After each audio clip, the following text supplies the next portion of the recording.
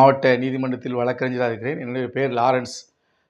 இப்போ பார்த்தீங்கன்னா, தூத்துக்குடி மாவட்டம் விளாத்திக்குளம் தாலுகா மேல்மந்த கிராமத்தில் சுமார் 1 ஏக்கர் மேலே இருக்க மாணிக்க செட்டியார் அவருடைய இடம். அவருக்கு பாத்தியப்பட்ட இடம். கிட்டத்தட்ட ஒரு 30 வருஷ காலமாக அவர் இன்ன வரைக்கும் ஆண்டு அனுபவித்து வந்துட்டுருக்காரு. அப்படிங்கிற சூழ்நிலையில் வந்து பார்த்தீங்கன்னா, அந்த இடத்த சுமார் ஒரு 8 நபர்கள் சேர்ந்து ஒவ்வொரு மாத்தியா அவர் மேலே போலி ஆவணங்கள் மூலம் அந்த இடத்த பெயர் மாற்றி இதோட 8 நாவல்களுக்கு மேலே போயிருச்சு.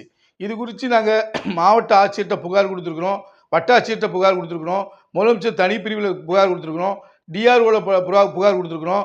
மற்றும் பார்த்தீங்கன்னா எல்லாத்துலேயும் புகார் கொடுத்து எந்தவித நடவடிக்கையுமே இல்லை. இப்போ பார்த்தீங்கன்னா 1 ஏக்கர் இடம் இப்போ 20 சென்ட் தான் இருக்குது. இது குறித்து எல்லா இடத்துலையும் புகார் கொடுத்து நாங்களும் ஒரு 65 வயசுக்கு மேலே ஆயிடுச்சு.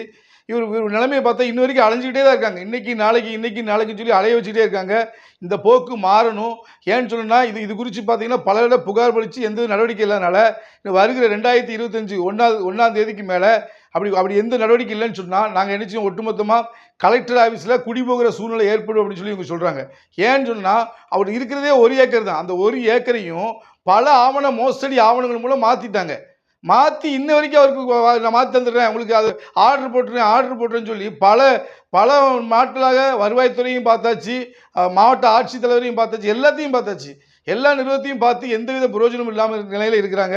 இந்த நிலை மாறணும். அதுக்கு அரசு உடனடியாக தலையிட்டு அந்த போலி பத்திரம் மூலம் ஆவணங்களை மாற்றம் செய்த அனைவர் மீதும் நடவடிக்கை எடுக்கணும். அவங்க மீது அவங்க மூலம் வழக்கு பதிவு பண்ணணும். இவங்களுக்கு அந்த இடத்த மீட்டு தரணும்னு சொல்லி கேட்டுக்கிறோம். ஏன்னு சொன்னால் கடந்த 30 ஆண்டுகளுக்கு மேலே இன்ன வரைக்கும் இவங்க தான் வச்சுட்டு இருக்காங்க. ஆவணங்கள் தான் மாறி இருக்கே தவிர இன்ன வரைக்கும் விவசாயம் இவங்க தான் பார்த்துட்டு இருக்காங்க. அந்த போக்கில் இன்னும் இவங்களுக்கு ஒரு நல்ல ஒரு தீர்வு கிடைக்கணும். அப்படி தீர்வு கிடைக்காத பட்சத்தில் எங்கள் மாவட்ட ஆட்சியர் முன்பாக தர்ணா